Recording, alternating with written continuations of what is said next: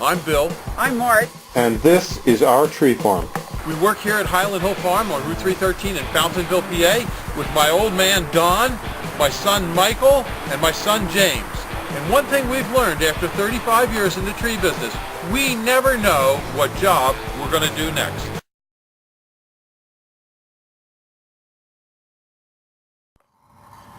This is Mike Lewis at Lewis Wholesale Nursery and Michael Hurst at Highland Hill Farm, and they're going to be discussing the paperbark maple or Acker grissom.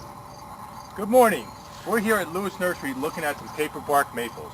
Paperbark maples are a very nice tree. It has nice bark on it. If you look closely, you can see the exfoliating bark. It almost looks like cinnamon strips. Very attractive when it's peeling. After it peels, it's a nice, smooth, shiny bark. Paperbark maples get a real great fall color. It gets lots of intense reds and purples in them. It's a slower growing tree. It'll grow about 6-8 inches a year for you.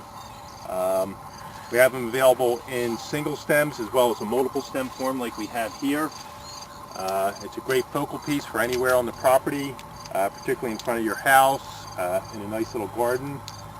Mike, do you have anything to add? Yeah, you can put this one closer to your houses, not like a river birch or any other bigger maples. Since this won't grow as big, that you can put closer, it won't grow into your siding or grow up over your house or into your gutters or anything like that. And leaving leaves in your gutters, which is good.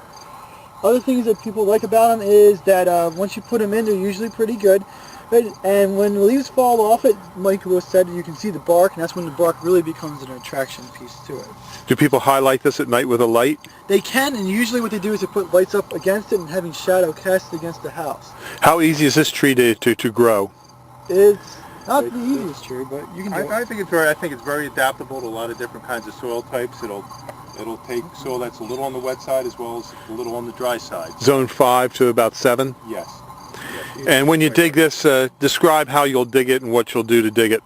Okay, this time of year we pre-treat the tree with Bioplex just to make sure that it'll transplant easily. What we do is we have a mechanical tree spade, a hydraulic tree spade that'll just dig a bowl out for us. We'll put it in a wire basket with burlap tied up nice and tight. When it's ready to be planted, everything can go right in the ground. You don't need to cut the basket off, cut the string off. Everything will just rot in the ground itself. The wire basket won't affect the growth of the tree. Now you have these in both single stem and multi-stem. Okay. And what other trees do you have just in this area? We can briefly give people Over here, Mr. Hurst, we have some forest pansy redbud. Forest pansy redbud comes out, it'll show up good against my shirt, with this reddish, purplish foliage. Early spring to about midsummer, it'll fade a little bit if you look further down the branch. Any new growth will still come out with this purple color. It's very attractive. It gets your typical red bud flower, nice big, almost magenta type flower. At each leaf bud there'll be a flower. Flowers on the new growth from this year as well as the old growth from last year. It's a nice large shrub.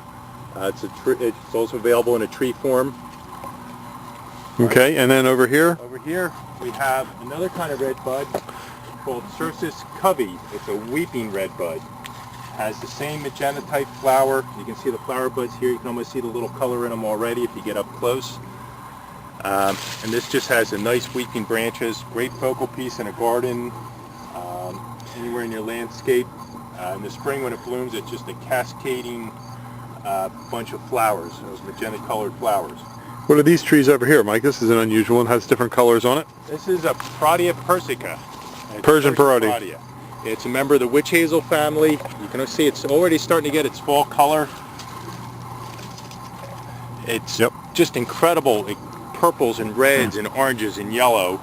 It gets an exfoliating bark. The bark starts to flake off a little bit when it gets older. It's mottled. How tall will this grow to be? About 20-25 feet tall. It'll stay nice and compact. And again, this plant's also available in a multiple stem or shrub form as well as a tree form. It gets a little purple flower on it in springtime. It's pretty insignificant, but if you look closely, you can find it. Okay, well, thank you very much. And we hope if you need some nursery stock, you give us a call at 215-651-8329. This is Bill Hurst, Mike Lewis, and Michael Hurst. And we're here to serve your tree needs. Thank you very much.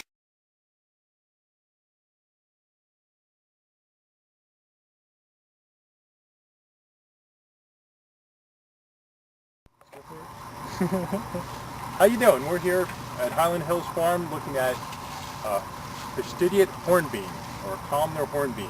It's a nice narrow plant, as you can see. My fingertips are 8 feet high. This is a plant that'll stay nice and tight, nice accent point.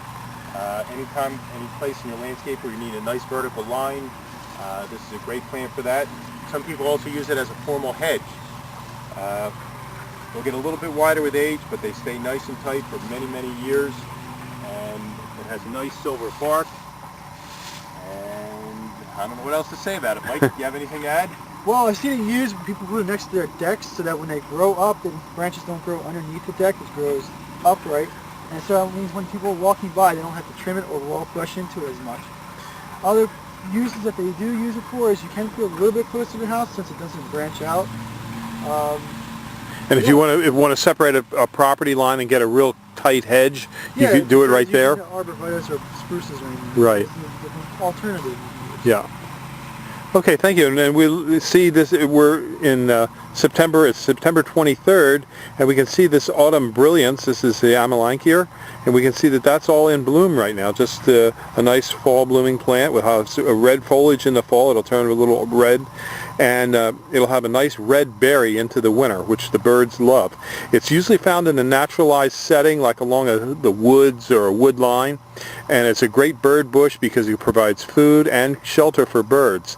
And it's important to have bushes like this in your landscape for birds, because if you have a bunch of sentinel trees like these bigger trees in the area, that's where a hawk will land and sit there waiting for the little birds to feed on something on the ground, and then it'll try and kill the little birdies, and when it does, the bird will try and get into this bush, so you'll be able to see it not only save itself but feed itself.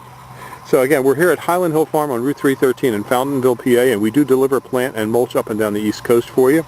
And this is just one of our many spots where we're getting our nursery stock from, and we grow a lot of nursery stock here in Fountainville, and we have a big location in Bradford County where we have about 2,000 acres where we're growing material on. So give us a call at 215-651-8322.